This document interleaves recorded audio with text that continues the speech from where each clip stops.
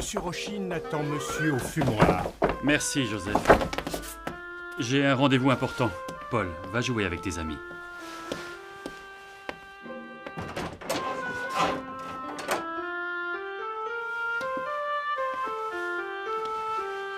Non, pour l'instant, Paul n'est pas au courant. Est-ce que je peux vous être utile, monsieur Paul? Non, Joseph, merci. Plus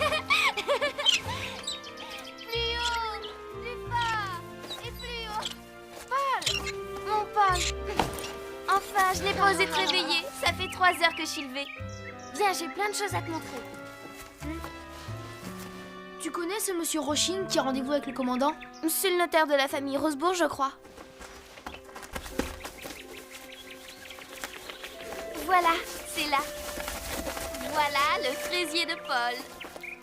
Mon fraisier? Quand je suis arrivée à Fleurville, j'ai planté ce fraisier pour toi. Personne ne l'a jamais su. Je me disais, quand Paul reviendra, il verra que je ne l'ai pas oublié et... Tu as toujours su que je reviendrais alors? Regarde, elles sont énormes, bourrées de sucre. On dirait qu'elles veulent te sauter dans la bouche. Ça fait des années que je n'en ai pas mangé. J'avais presque oublié.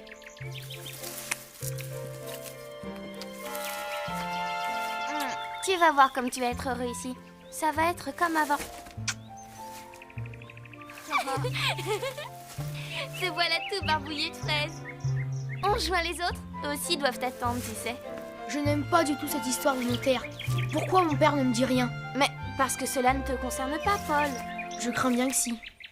Allez, arrête de faire la mauvaise tête, viens. Viens.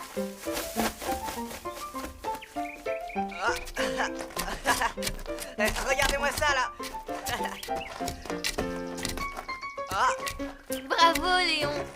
N'essaie pas de me suivre, Jean, tu vas tomber.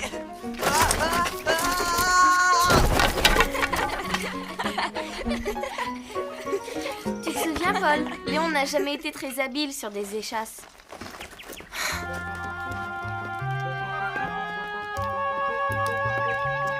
Paul, hein? On fait la course sur des échasses tous les deux? Paul! Excuse-moi, je regardais les Rosebourg et... Il faut rendre visite à la famille Lecomte. Quelle joie ça va être pour Blaise. Alors pourquoi tu prends cet air catastrophé? Mon père est parti sans moi. Chez les Indiens, il n'allait nulle part sans moi. Oui, mais nous ne sommes pas chez les Indiens, Paul. Et il faudra bien qu'il te quitte quelquefois. Sur l'île, il n'est avec toi. Ici, il a sa femme, sa fille. Et toi, tu n'es pas son vrai fils. C'est bien normal qu'il t'aime moins que Marguerite. Vas-tu te taire, méchant? C'est faux, Paul. C'est vrai. Non, ce n'est pas vrai. Pour le commandant, tu es comme son fils. Il nous a même expliqué que tu lui avais sauvé la vie 2 fois. Mais oui. D'ailleurs, tu nous avais promis que tu nous raconterais tout ça. Oh oui! Pas maintenant. Quel dommage. Tu as raison, Paul. Attendons ce soir. Comme ça, tout le monde sera là. Ce sera bien plus drôle. Monsieur aime se faire prier. Oh, j'ai une idée. Ça faisait bien 1 heure ou 2 que Sophie n'avait pas eu d'idée. Chut, viens. Attendez-nous, hein.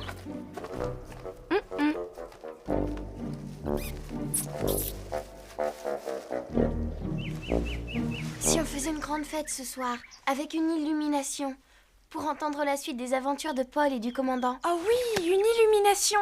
On décorera tout le château. Ça va être grandiose. Tu imagines? Toutes les petites lumières sur les fenêtres et la terrasse. Elisa nous donnera de la cire jaune et de la chandelle. Mais chut! Paul ne doit rien savoir. Il faudra que ce soit une surprise. Ah, qu'est-ce qu'elle nous prépare? Ah, les idées de Sophie. Tu devrais en prendre de la grêle, Léon. Au moins, avec elle, on ne s'ennuie pas. Paul, tu te souviens du bassin qu'elle nous avait fait creuser? J'imagine qu'elle le voulait énorme. Évidemment. Elle voulait à tout prix une réserve d'eau pour le jardin des enfants, à Réan. Mais la terre buvait l'eau, bien sûr. Et nous bêchions pour rien. Mes bas étaient pleins de boue et mes mains pleines d'ampoule. Vous n'aviez qu'à pas lui obéir pour qui se prend-elle, l'impératrice en personne? Ça suffit, Léon. Sophie n'a rien fait. Mais regardez-moi ce petit asticot. Je vais t'apprendre à me respecter. Allez, demande pardon. Aïe, lâche. Jean est plus jeune que toi.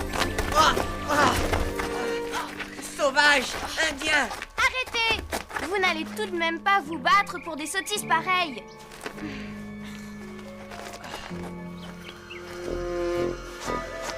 On se retrouvera. Paul, merci de m'avoir défendu. Je n'aurais pas dû me mettre en colère. Léon a cherché la bagarre. On dit du mal de moi dès que j'ai le dos tourné, hein? Ça fait plaisir. Tu sais, j'ai grandi, c'est fini le temps où je faisais des bêtises. Excuse-moi, Sophie, je ne voulais pas. Il y a des jours comme ça où tout va de travers. Il est bizarre aujourd'hui. Il prend tout mal. Ça ne doit pas être si facile de se retrouver là, après tant d'années passées sur une île au milieu des Indiens. Je crois surtout qu'il a peur de ne plus être autant aimé par le commandant qui a maintenant retrouvé sa femme, sa fille, ses affaires. Tu as raison, Jean. Je me souviens quand je suis arrivée à Fleurville, moi non plus, je ne savais plus où j'en étais. J'étais contente d'être là et en même temps, j'étais mal. Mais il va adorer l'illumination. Et puis il va... L'illumination. Oui, on va faire une grande surprise à Paul et à la famille Rosebourg. Et l'avenir, mon cher Blaise, comment l'envisagez-vous? À terre, je le supplie de ne plus jamais réembarquer. Vous m'ôtez les mots de la bouche, ma chère Françoise. Nous n'allons pas les laisser repartir. Eh bien, on dirait que ce sont les femmes qui décident, pas vrai, commandant? Maman, regardez ce que Marie a brodé pour ma poupée. N'est-ce pas ravissant? Oh maman, est-ce que Marie pourrait venir au château pour m'apprendre à coudre? Nous ne sommes pas chez nous à Fleurville, mon enfant. C'est à notre hôtesse qu'il faudra demander la permission. Si ces messieurs décident de s'enraciner, nous allons chercher une propriété. Et là, Françoise, je veillerai personnellement à ce que nos familles ne soient plus séparées.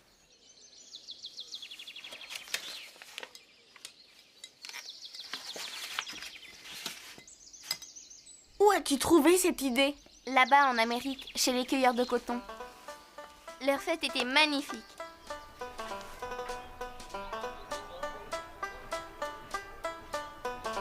Ils n'avaient rien et pourtant ils faisaient de belles fêtes avec des lumières, des chants, des danses. Dum dum dum dum dum dum dum dum dum dum dum dum dum dum dum dum dum. C'était beau comme ils dansaient. Alors que le professeur de danse de ma belle-mère, il était ridicule. Ma souriez, signorina Sofia. E così, e cosa. Paul va être épaté. J'aimerais tant qu'il se sente bien ici. Je n'aime pas le voir comme ça, tout triste. Jean, tu sais, Paul, c'est comme mon grand frère. Je l'ai tellement fait enrager quand on était petits.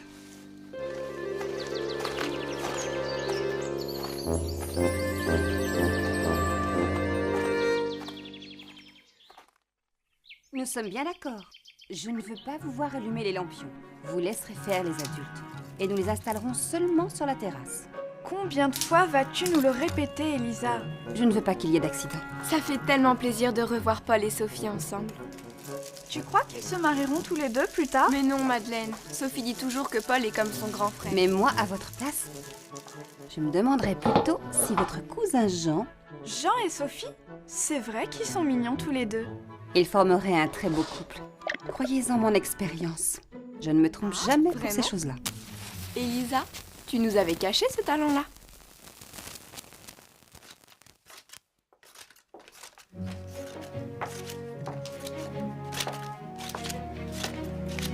Jean, tu te souviens de Paul quand on était petits? Un peu. Mais c'est de toi que je me souvenais le mieux. Attention, Marguerite arrive. Paul ne doit pas être loin. Ah non, non. Paul n'est pas avec vous? Non, je ne l'ai pas vu depuis ce matin. Pourquoi? Je pensais qu'il vous avait rejoint chez les Lecomte. Il ne doit pas être bien loin.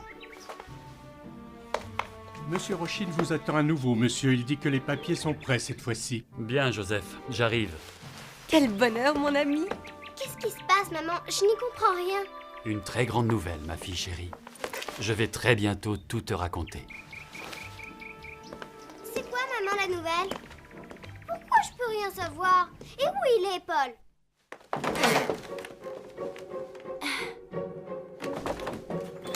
Paul? Paul? Paul? Paul? Jean! Paul a disparu. Il a dû aller se promener, il n'y a vraiment pas de quoi s'inquiéter. Si, il n'était pas bien. Le commandant a reçu la visite de son notaire ce matin. Paul était très inquiet. Et puis, la réflexion de Léon. Il a cru qu'il n'était pas chez lui ici. Je n'aurais pas dû le laisser partir comme ça. Sophie, attends-moi! Camille, regarde ce qu'on a fait, Lisa et moi. Bravo, on va la placer au-dessus de la petite porte d'entrée. Sophie n'est pas avec vous? Elle doit être en train de retenir Paul pour qu'il ne voit pas nos préparatifs. Paul a disparu. Paul?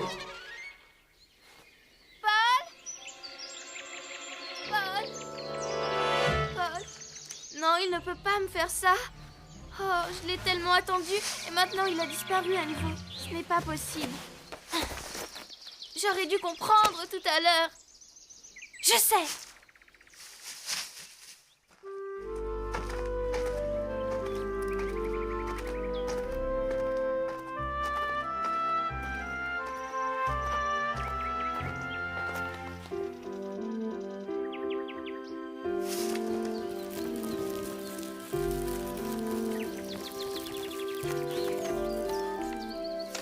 L'ennui, c'est qu'ici, ce ne sont pas de vraies lianes. Sophie! Mon Paul, comme j'ai eu peur. Tu n'as pas le droit de me faire des frayeurs pareilles. Disparaître sans rien dire. Tu ne sais donc pas à quel point je t'aime. Sophie, je le sais bien que tu m'aimes, mais je sens bien que le commandant ne me voit plus de la même manière. Maintenant qu'il a retrouvé sa famille, et c'est bien normal, c'était une erreur de revenir ici. Je vais repartir sur un bateau. Ma famille, maintenant, ce sont les Indiens. Ta famille est ici, Paul. Tu vois tout en noir et tu as tort. Le commandant t'aime comme son propre fils. Tu ne pouvais trouver meilleur père. Il est comme Madame de Fleurville pour moi. Je ne crois pas, Sophie. Je suis contente pour toi que Madame de Fleurville t'ait adoptée, mais... Elle ne m'a pas vraiment adoptée, Paul. Mon ignoble belle-mère a toujours tous les droits sur moi. Et si un jour elle revient... Tu peux avoir confiance en Madame de Fleurville. Elle ne t'abandonnera pas. Et toi, ne peux-tu pas avoir confiance en Monsieur de Rosebourg? Crois-tu qu'il t'abandonnerait? Tu nous as dit toi-même qu'il t'avait sauvé la vie. Ce n'est pas une vraie preuve d'amour, ça? C'est vrai. Les Indiens avaient failli te tuer. C'est un peu plus compliqué.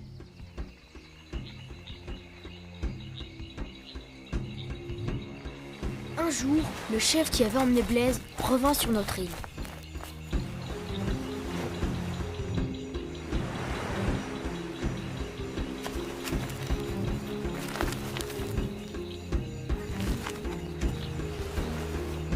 Nous voulions savoir où était notre ami. Il nous répondit que Blaise n'avait pas voulu lui construire de maison, ni utiliser sa hache, qu'il restait silencieux et qu'un jour il avait disparu. Le chef demanda alors au roi de lui donner mon père. Mais le roi refusa avec colère. Le chef s'écria: « Eh bien, toi non plus, tu n'auras pas cet ami que tu refuses de me prêter. » Il y eut alors un combat terrible entre nos Indiens et ceux du chef. Dans cette bagarre, je perdis connaissance.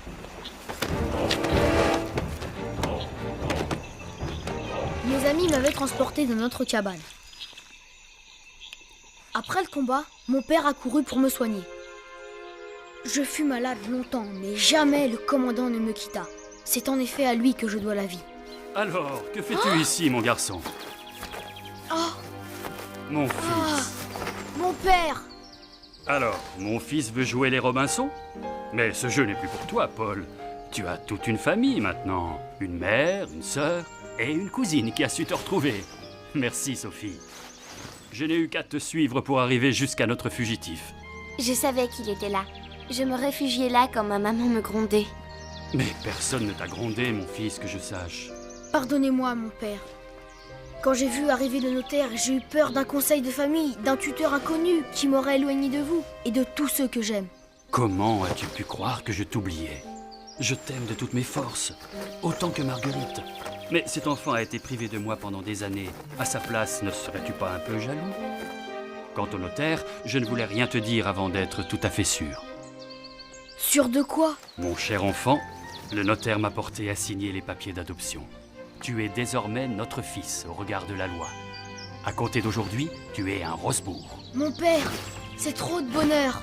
Ah, Paul, je suis tellement heureuse pour toi. J'aimerais tant avoir ta chance. Que Madame de Fleurville puisse devenir ma vraie maman. Sophie, aie confiance. Il te faudra encore un peu de patience. Mais ton tour viendra. J'en suis sûr. Tu me disais tout à l'heure que j'avais tort de voir tout en noir. Ne fais pas comme moi. J'aime tellement Madame de Fleurville. C'est trop fort, c'est... Elle a beaucoup de chance d'avoir une grande fille comme toi. Merci Sophie, merci.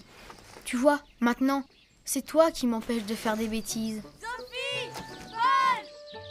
Oh, c'est vrai, j'avais oublié. Vite! Vite, venez!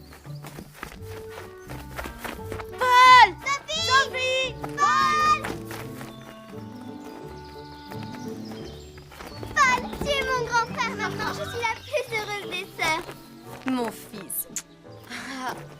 Moi maintenant, j'ai un frère, un papa et une maman pour moi toute seule. Non! Jean, vite! Il faut leur bander les yeux. Tu as les foulards? Tiens, tout est prêt, vous en êtes sûr? Oui, oui. Ciel, que se passe-t-il? On ne pose pas de questions et on obéit. En général, il est préférable de ne pas contrarier Sophie. Soit. Il ne faut pas avoir peur, mon cousin chéri. Vous ne nous ferez pas trop de mal, promis?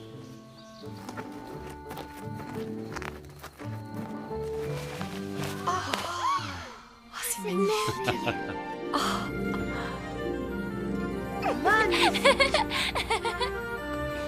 C'est drôlement réussi. Merci ma Sophie. Je suis sûre que c'était ton idée. C'est superbe. Tout le monde a travaillé, tu sais. Oui, naturellement, mais sans toi, nous n'y aurions sûrement pas pensé. Et tes lampions de couleur sont vraiment ravissants. Je crois que cela mérite nos applaudissements.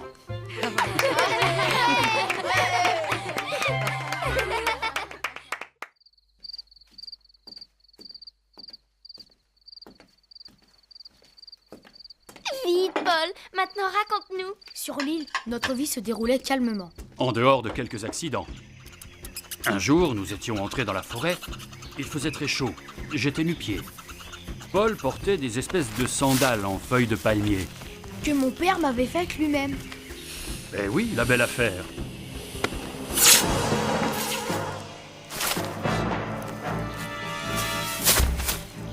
Ma jambe devenait noire et enflée. Je me sentais mourir.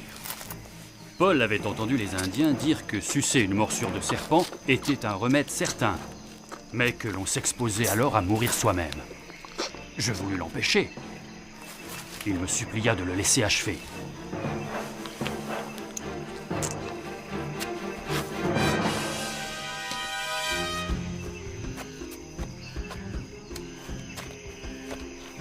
En vérité, ce sont les Indiens qui nous ont sauvés. Ils ont appliqué sur la jambe de mon père un cataplasme d'herbe qui l'ont guéri en 3 jours. Mais ta bouche et ta langue sont restées enflées beaucoup plus longtemps. Tu aurais pu mourir, Mon fils. mon frère. Moi, ce que je trouve courageux, c'est d'accepter des remèdes de sauvages. De sauvage. Ils paraissent tellement sages et sensés, plus que certains garçons de ma connaissance. Un jour donc, nous entendîmes un bruit extraordinaire. C'était un vaisseau français. L'Invincible, sous les ordres du commandant Duflo. Dès que le canot fut à portée de voix, mon père cria d'aborder. Nous étions fous de joie.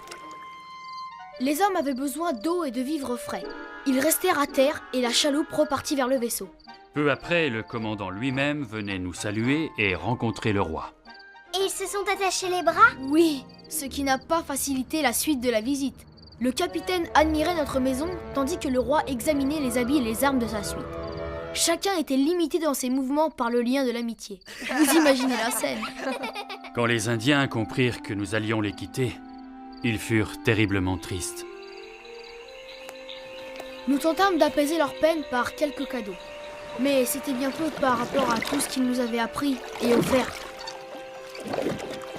Eh bien, les aventures ne leur coupent pas l'appétit. Ma parole, ils n'ont jamais autant mangé. Ah, ils font plaisir à voir. Moi, je serais morte de peur à leur place. Ah, ce premier repas à bord de l'Invincible.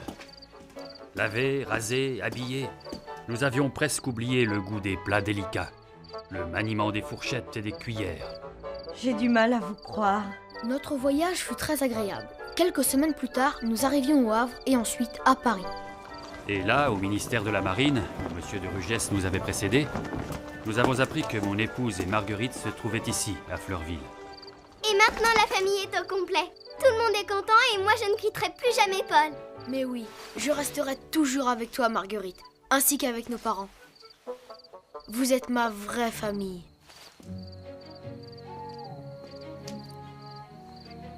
Merci, mon ami. C'est à vous que nous devons tout ce bonheur. Paul, est-ce que tu pourrais nous montrer où se trouve l'île? Avec Sophie, l'autre jour, j'ai regardé la carte de l'Amérique, mais c'était si grand. Tu veux bien qu'on vienne voir aussi, Marguerite?